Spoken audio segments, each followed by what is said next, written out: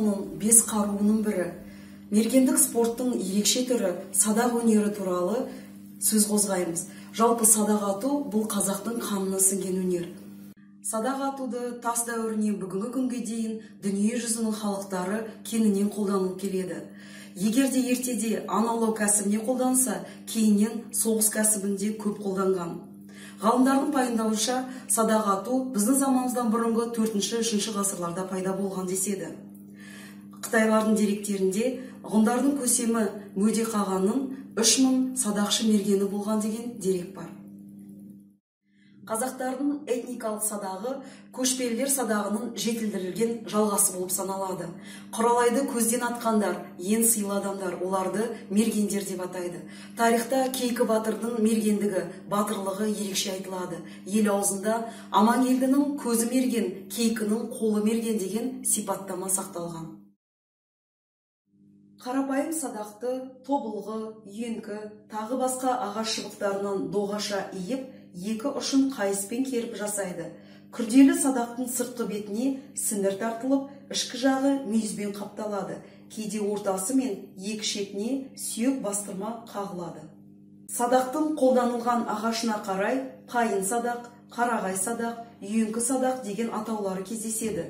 Қайынның қабығымен қапталған сарғайған түсіне байланысты сарыжа, сарсадақ деген атаулары да бар. Күрделі садақты ежелгі шығыста орталық Азия халықтары, оның ішінде сақтар мен ғұндар көп қолданған. Батырлық рухқа тәрбиелейтін, халқымыздың тарихи жадысы мен генеалогиялық тектілігі жатқан осы өнерді бүгінгі күні дәріптеп жүрген жаттықтырушының шеберлік сабағына кезек берейік.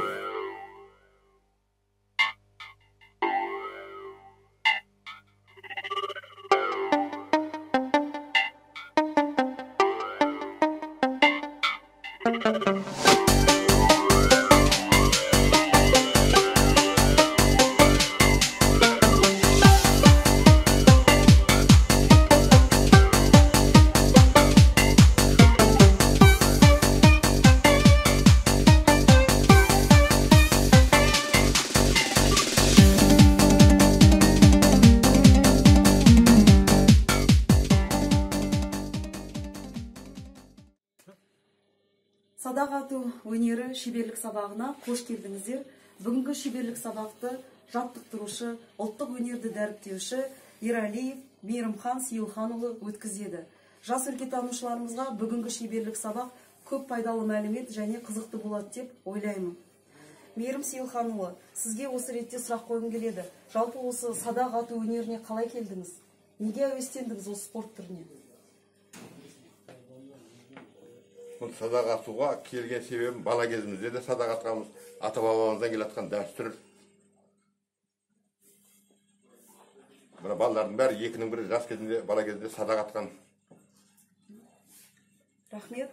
Жалпы садақшының жарағы дегеніміз не? Бұл ұғым нені білдіреді? Не жатады садақшының жарағына? Садақшының жарағына өзіміздің бірінші ұлттық садақ алайық. Мынау садақ, мынау тұтқасы, мынау иіні, мынау кіріс. Оған қоса міне жебе. Бұрын жебенің ұштарын қырлы болған қазіргі жаңа технологиялармен, жаңа нелермен бұлай істейді. Мынау табанның тесігі.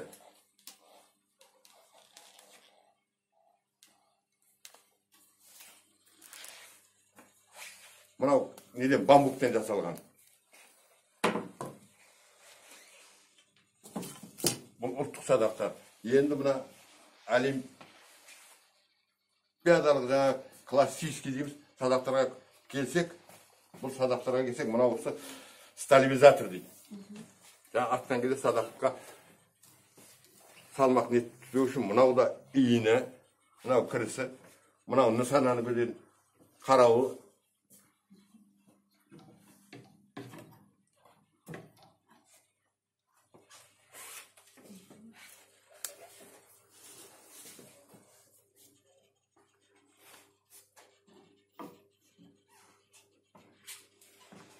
Мынау да классикалық садақтар. Бұлардың айырмашылығы әрқайсының өзінің тартылу күштері болады. Тартылу күшіне неткенде әр қашықтыққа. Оған мына әр оқтың өзінің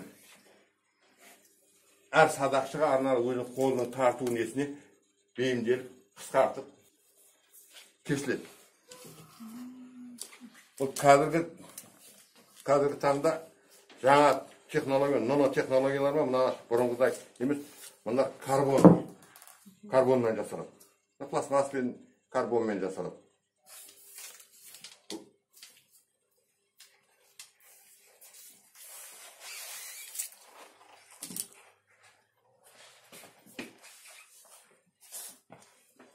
Мұнан саусаққа кетін, саусақты қорғайтын. Болмаса саусағыңды терісін сызырып кетеді мұна.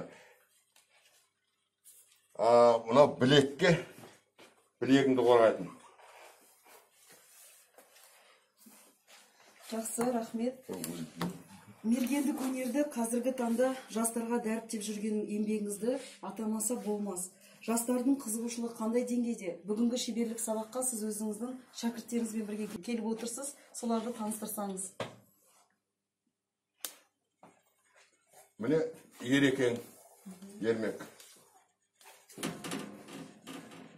Бірінші мектептің оқушылары. Аты жөнінде. Міне бірінші мектептің оқушылары. Ақжан інісімен Батырханмен. Ана Мәдина қарындасымыз. Жігіттердің бәрі шәкірттерім. Негізі бірінші мектепте залында жаттығу өткіземіз. Директоріне рахмет, Абдрахман сол кісі мектепке рұқсат берді. Залдың ішінде қазір қыс айы болғатын іштеміз. Жақсы. Өте тамаша. Енді жалпы біз білеміз, осы садақ ату өнері бұл қазақтың қанына сіңген өнер дейміз. Жалпы осы өнер спорт түрі, мергендік спорт түрі баланың физиологиялық дамуына, психологиялық дамуына қандай әсер етеді? Пайдасы бар ма жалпы денсаулыққа? Бар пайдасы. Садақты тартқанда да мысалы балалар жауыр, кеудесі ашылып жауырын тыныс несіне көзге де әсер етеді. Көздің көру қабілетін арттырады. Ойлау қабілеті. Қазақта бала кезіне 40-на шығарған дейін кеудесін керіп, жауырын жабысып қалмасын деп еткен кезде мына көп әсер етеді жауырын күші. Тартқанда да қара күшке салсаң, жауырын күшімен тартқан кезде жеңіл. Әрі мына денесінің тік жүруіне, жауырын тік болып, болмаса көбісі қазір ресур ғой. Мейірім Сейілханұлы, біз енді осы экипировкасын спортшыны көрсету үшін кеңдеу залға өтейік. Сол жерде сіз әбден бәрін көрсетіңіз. Қалай киіну керек, садақшының тұрысы қалай болу керек. Мына жер тар болғандықтан біз сіздерді келесі залға шақырамыз. Садақшының тұрысы екі аяқ иықтың көлемімен. Садақты тік ұстап, тік түсіру керек.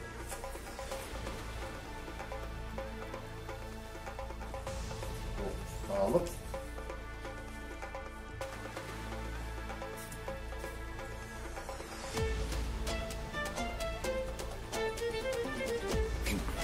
жақта дейін.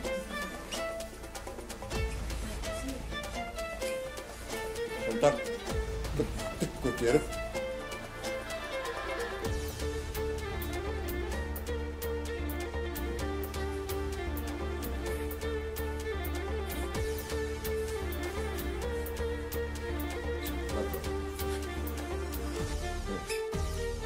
жауырынмен тартты. Жауырынмен тартатын себебі жауырында осылай күш бар. Қара күшке салғанмен ол мына шынтақ көтереді. Міне, дұрыс садаға.